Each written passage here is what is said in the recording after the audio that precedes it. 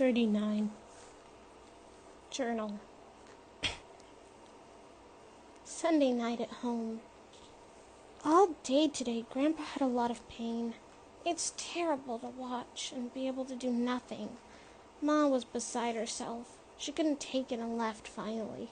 "I feel helpless, she said. "I'll be back later." She went out, and Alice Farnham walked in. And it was amazing what happened. Amazing what Grandpa did. All that pain, and when Alice showed up, he made himself, what should I say, pleasant? Happy? No, welcoming, that's it. He made himself welcoming for her.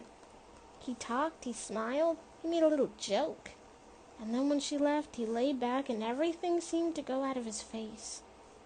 He was exhausted. He gasped for air. He clawed for the air. For air. I thought he was dying. I thought it was happening. And I couldn't breathe either. Monday in the hospital. Today Grandpa wouldn't eat his lunch. He lay back, one hand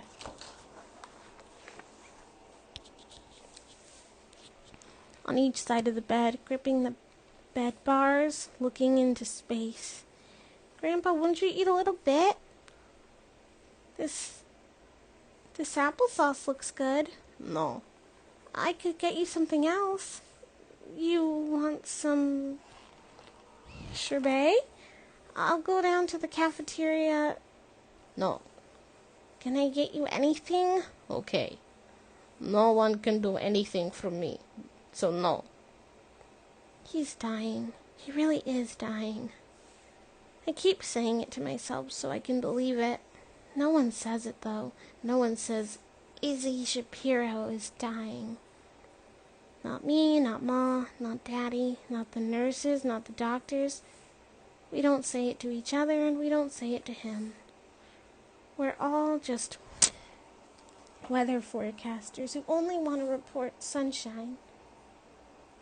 Dr. North says, "Doing pretty good today, Mr. Shapiro." Martin says, "Those breathing treatments are helping you." "Those breathing treatments help you, did they, sir?" Daddy says, "When you get out of here, Dad, we're going to have a party." And Dr. Greenbow says, "Let us know if you need anything, or if you have any pain, Mr. Shapiro. No need to be uncomfortable." Tuesday morning in the hospital. Grandpa is sleeping. He sleeps a lot more now than he ever did in the last few days ago. Sometimes he talks in his sleep, little odd words and phrases. The red jar, or teepees, too many teepees. When he's awake, though, he speaks carefully.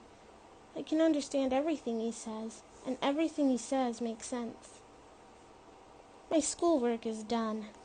I have nothing to do but look at Grandpa sleep and think. Last night, Dr. North was here. As soon as he was done with Grandpa, Ma, Daddy, and I went together with him into the hall outside Grandpa's room. That's our conference room. That's the place where all the truth is told. We huddled out there as if we were planning tactics for a football game. Daddy said, "How is he, Dr. North?" "Oh, not too bad." "But he's having so much trouble breathing." Yes, the tumors." Ma said, "Every day it's harder and harder for him to breathe. Every day it's harder and harder for him to breathe, Doctor. Every day." "Because the tumors are growing. They're taking up more space in his lungs."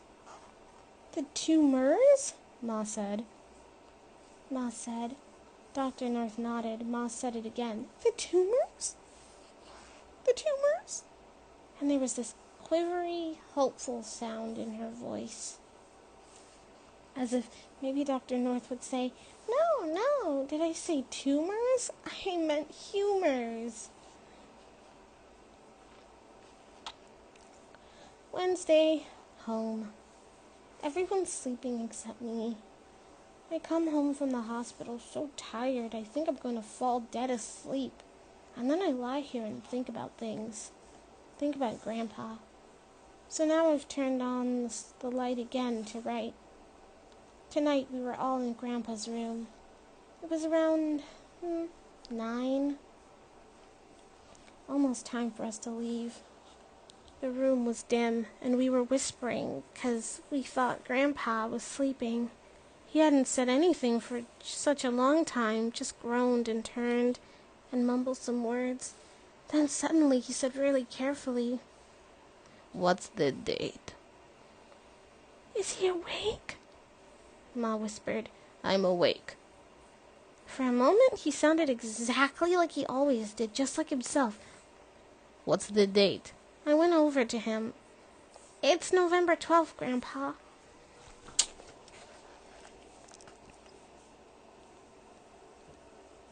He turned his head back and forth. "Thanksgiving is soon. I won't make it." My Ma leaned over the bed. "Daddy, you will. We'll all be together for Thanksgiving." "What's the weather?" "Now?" Ma said. "Now it's dark outside. Dark and chilly." "The weather," he said. He said, "Today." "Today, the weather." I said, "It was pretty cold today, Grandpa." "How cold?" "It was cold enough for me to wear a scarf, but not cold enough for Ma to say, 'Rachel, wear a scarf.'" I was trying to be amusing. I noticed we all did it. We kept making these cute, funny little remarks. It's for Grandpa's benefit, and if one of us screws up or scores, if we make him smile the least bit, we all get tremendously happy. "The sky was blue." His voice was urgent. "The sky was blue." His voice was urgent. "Was it sunny?" "The sun was out all day," Daddy said. "I took my lunch and ate it in the parking lot. It's fall." Grandpa said. "You had a beautiful fall day." He closed his eyes. "Daddy?" Ma said. Then she put her fingers to his lips and whispered, "Shh, he's sleeping."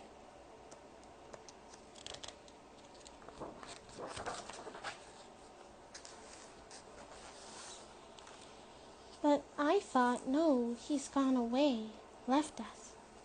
He doesn't want to bear to be with people who can't get up and walk, to be with people who can get up and walk out of the hospital, people who can eat lunch in parking lots and see the sun in the sky. Sunday morning in the hospital. Just a little while ago, Dr. North stopped in. Mr. Shapiro, how are you?" "You tell me. How am I, doctor?" He panted the words out. I thought it couldn't be any harder for Grandpa to breathe, and now it's becoming harder still. "Any better?" "I hurt." "Why do I hurt?" "The heart is working hard, Mr. Shapiro. I'll increase the oxygen and number of shots that you receive. That should help." He chatted up Grandpa for a moment, and then he left. Ate my lunch in the cafeteria. Looked at all the other people eating lunch, all civilians like me, and wondered who they were and what they were here for. All afternoon, Grandpa kept falling asleep, then waking up. Every time he wakes up, he asks, "What time is it?" And I tell him. Then he falls back asleep. But sometimes he can't fall asleep. He's in too much pain. He groans and talks in a low voice to himself. "No, Izzy," he says. "don't complain." Or sometimes he says, "Izzy, hold out." The nurses just came in with Grandpa's shots. He whispered to one of them. You got here. I tried to hold out. I'm trying not to complain. Thursday night at home. Ma and Daddy are in the kitchen. I can hear their voices. Daddy's rumble, Ma's voice higher and breaking. Tonight, when we were ready to leave the hospital at the end of the visiting hours, Grandpa was sleeping. We tiptoed around getting our stuff. Then Grandpa's eyes opened, and he half sat up. Oh, you're going? He said. His voice was clear. Oh, it's a long time until midnight. It's a long time until morning. Ma kissed him. Daddy, darling, try to sleep. He patted her face, nodded, and patted her face again. On the way home, Ma cried and cried.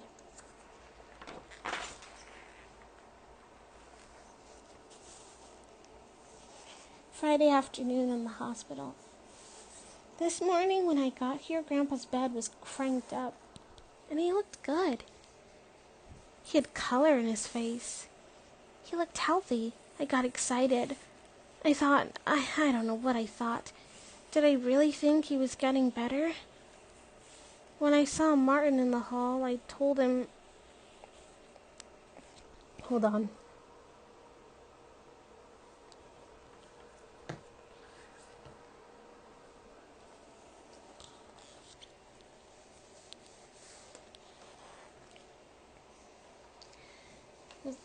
When I saw Martin in the hall, I told him how good Grandpa looked.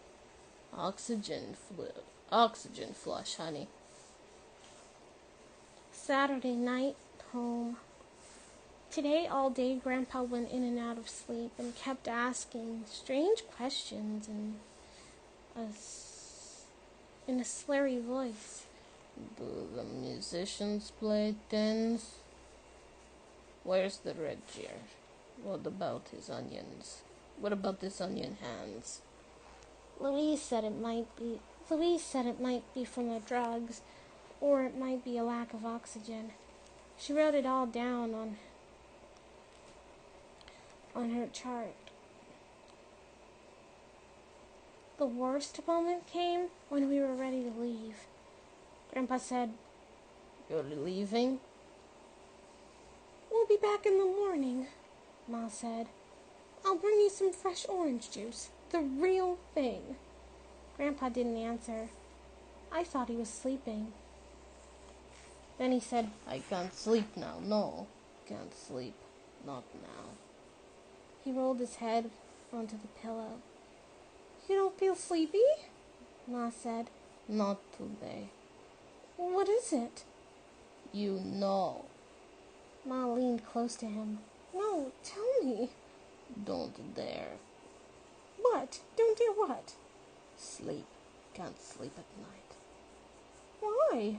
You know. Ma looked around at me and Daddy. He's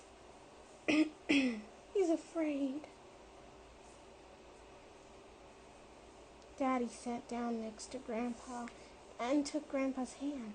Dad, he said, it's all right. You can close your eyes. It's all right. I'll stay here with you. Go home. No, I'm staying, Daddy said. And I'll sleep right here with you. I can sleep in this chair. Manny, no. Manny, no. Ma whispered. You'll be back in the morning. Tomorrow's Sunday, he whispered back. I'll sleep all day. I don't have anything else to do.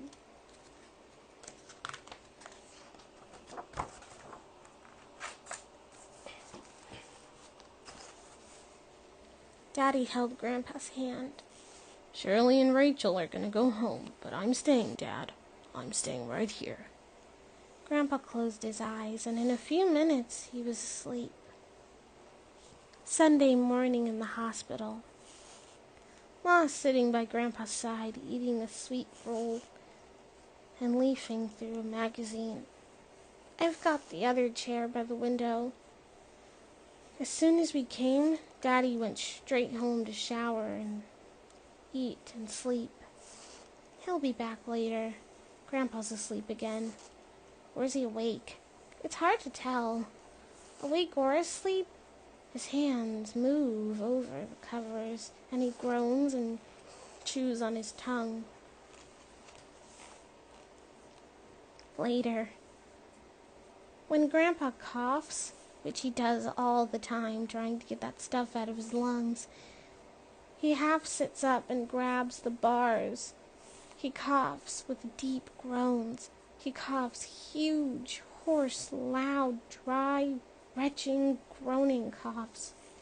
And the blood vessels in his forehead swell and throb. Then he falls back on the bed, panting, and Ma wipes his face with a washcloth, and I fill his water glass and put a new straw in it. For once, I think Ma and I feel the same thing, helpless. Monday, in the hospital. All morning, Grandpa has been restless. He moves from side to side, can't hold still, moves as if 1,000 ants are crawling over his skin. Moves and groans and whispers, oh, please do something for me. When I couldn't bear it anymore, I ran into the hall.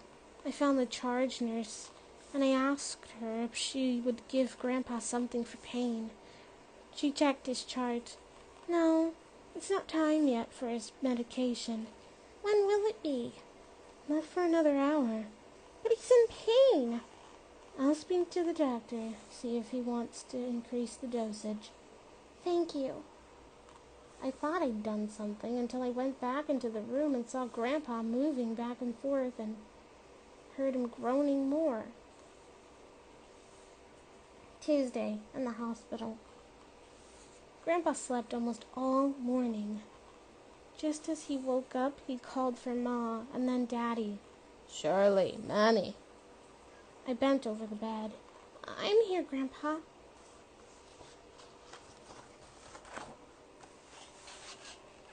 Help me. What do you want, Grandpa? Help me sit up. Yesterday he could sit up alone. I put my hands in the small of his back and shoved him upright. He wanted to sit up so he could cough. He coughed and coughed, panted and gasped and coughed. Oh, help, he said, choking and gasping. Help me. Then he lay down and fell asleep, as exhausted as if he'd run 20 miles. Later, Ma's here. She told me Dr. North has ordered more breathing treatments for Grandpa and more codeine. She said, Rachie, don't you think he's lost weight? Yes, he's lost weight. He's shrinking. He's smaller. He used to be such a big man. Now I have a little grandfather, a small man in a white hospital gown. His arms are all bone. His eyes stare out of his face.